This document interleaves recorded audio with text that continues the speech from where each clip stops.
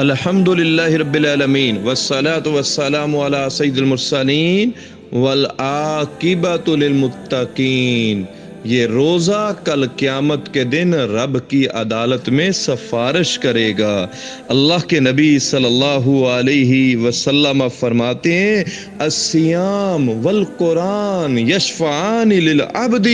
کل قیامت کے دن جب رب کی عدالت لگی ہوگی، وہاں حساب و کتاب کا نقشہ ہوگا، تو روزہ اور قرآن یہ دونوں رب کی عدالت میں آ کے کھڑے ہو جائیں گے۔ سب سے پہلے روزہ بولے گا، کہے گا اے میرے رب، میں نے اس کو روزے کی حالت میں کھانے سے روک دیا تھا، خواہشات سے روک دیا تھا، اے اللہ میں نے اس کو کھانے سے روکا، خواہشوں سے روکا، فشفینی فیہ، اے اللہ میں روزہ ہوں، تیری عدالت میں سفارش کرتا ہوں، میری سفارش اس بندے کے حق میں قبول فرما لے۔ وَيَقُولُ الْقُرْآنُ، اس کے بعد قرآن رب کی عدالت میں کھڑا ہو جائے گا اور یہ قرآن کہے گا اللہ میں تیرا کلام ہوں، میں تیرا کلام ہوں۔ قرآن اور رمضان کا بڑا گہرا تعلق ہے، رمضان میں سب سے زیادہ قرآن کی تلاوت ہوتی ہے،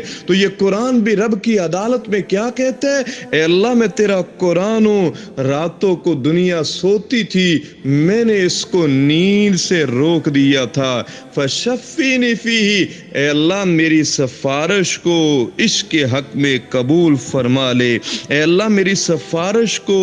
اس کے حق میں قبول فرما لے۔ آمنہ کے لال فرماتے ہیں امی عائشہ رضی اللہ تعالی عنہ کے سر کے تاج، ساری کائنات کے سردار حسن و حسین کے بابا کہتے ہیں کہ روزے اور قرآن کی سفارش کو قبول کر لیا جائے گا اور اس آدمی کو سفارش قبول کر کے جنت کا داخلہ عطا کر دیا جائے گا۔ اس روایت کو امام احمد بن حنبل رحمہ اللہ تعالی مسند احمد میں بھی لے کے آئے اور علامہ طبرانی نے بھی اس روایت کو کیا ہے بیان کیا ہے، اور یہ روایت سند کے اعتبار سے بھی صحیح ہے۔ وآخر دعوانا ان الحمد للہ رب العالمین۔